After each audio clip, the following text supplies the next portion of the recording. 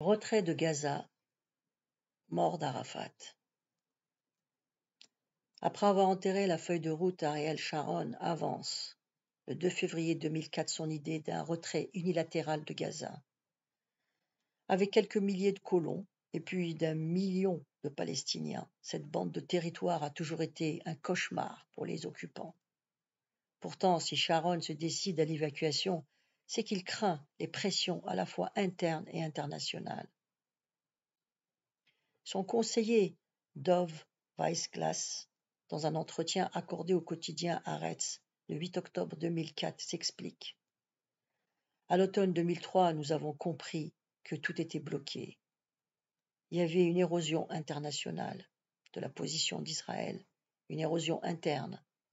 Tout s'écroulait et l'économie se trouvait dans une situation infernale. Et quand l'accord de Genève est apparu, il a obtenu un large soutien. Après quoi vinrent les lettres des officiers, celles des pilotes, refusant de bombarder les territoires occupés. Rappelons que l'accord de Genève, signé en décembre 2003 par des responsables palestiniens et israéliens, prévoit la création d'un État palestinien démilitarisé avec Jérusalem-Est comme capitale aux côtés de l'État d'Israël, sur 97,5% des territoires occupés. En compensation des 2,5% annexés par Israël, la Palestine obtient une surface équivalente prise sur les territoires israéliens. Dans ces conditions, poursuit Dov Weissglass, il fallait sacrifier les colonies de Gaza pour sauver celles de Cisjordanie et bloquer toute pression en faveur de négociations avec les Palestiniens. Ce que nous avons fait vise à geler le processus de négociation. Et en gelant le processus de négociation, vous empêchez la création d'un État palestinien. Vous empêchez la discussion sur la question des réfugiés. Le désengagement contient la bonne dose de formol pour qu'il n'y ait pas de processus de négociation avec les Palestiniens. Cette manœuvre va fonctionner au-delà de toute espérance. Elle va conforter le soutien inconditionnel des États-Unis et entraîner une évolution de la position traditionnelle de Washington sur les colonies. Dans une lettre adressée à Sharon le 14 avril 2004, le président Bush écrit « Monsieur le Premier ministre, vous avez lancé une initiative audacieuse et de portée historique qui peut contribuer de façon importante à la paix. Je loue vos efforts et votre décision courageuse. Je les soutiens. En tant qu'amis et alliés, les États-Unis sont à votre côté pour faire en sorte que votre plan soit un succès. » Et il ajoute « Dans le cadre d'un accord de paix définitif, Israël doit pouvoir disposer de frontières sûres et reconnues qui résulteront des négociations engagées sur la base des résolutions 242 et 338 du Conseil de sécurité des Nations unies. Au vu de la nouvelle situation sur le terrain et de l'existence d'importants foyers de population israéliens, il est irréaliste de penser que le résultat final des négociations de paix sera un simple retour aux lignes d'armistice de 1949. Ainsi, il n'y aura pas de retour aux frontières de 1967 et l'administration du président Bush soutient unilatéralisme israélien, unilatéralisme qui met en cause le dernier acquis des accords d'Oslo, à savoir l'idée que la solution doit être négociée entre les deux parties. L'Union européenne et la France ne sont pas en reste. Jacques Chirac lui-même déroule le tapis rouge pour le Premier ministre israélien, reçu à l'Élysée en juillet 2005. La nouvelle image de modération que conquiert l'architecte de la guerre du Liban de 1982 est confortée par l'opposition à laquelle son plan se heurte dans son propre parti.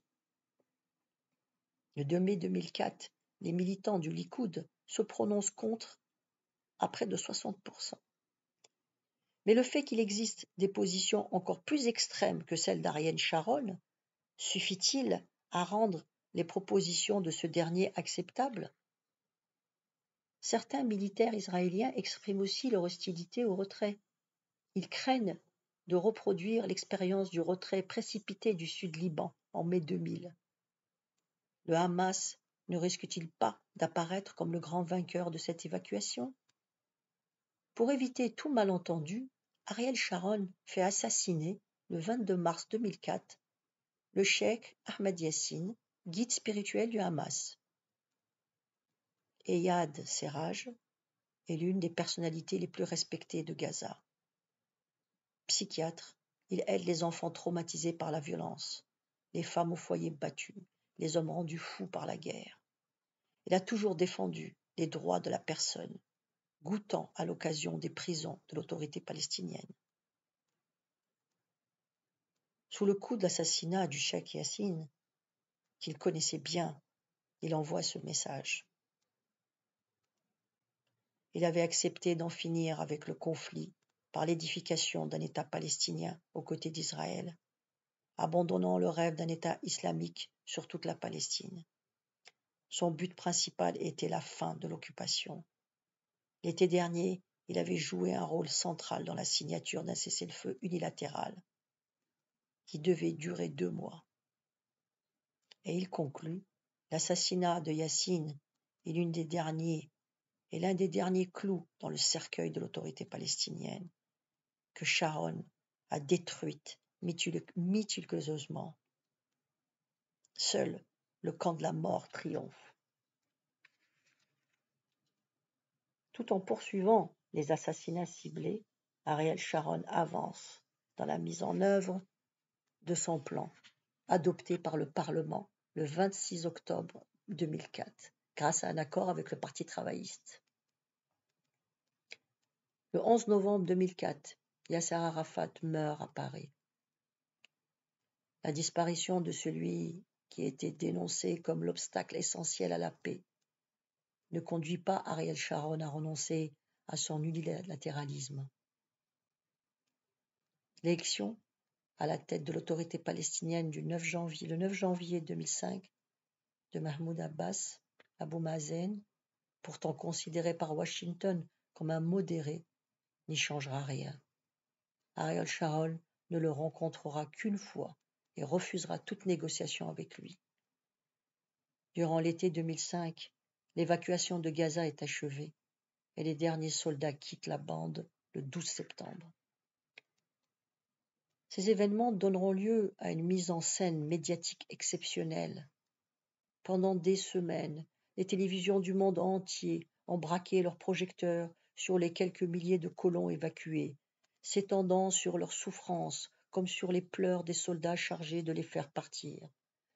Peu de journalistes ont rappelé que la colonisation représente, selon les normes de la Cour pénale internationale, un crime de guerre, que nombre de ces colons sont des fanatiques prêts à faire le coup de feu contre les civils palestiniens, que des dizaines de milliers de Palestiniens de Gaza ont été déplacés au cours des dernières années sans que personne s'en émeuve en Occident, que pour les Nations unies, Gaza reste un territoire occupé, car Israël en contrôle toutes les sorties, ainsi que l'espace aérien, l'espace maritime, l'approvisionnement, etc. Fort de ses succès, Ariel Sharon crée en septembre 2005 un nouveau parti, Kadima, qui rompt avec le Likoud. Bien qu'affaibli par l'attaque cérébrale de son chef en janvier 2006, Kadima remportera avec le Parti travailliste les élections législatives de mars sous la direction d'Ehud Olmert.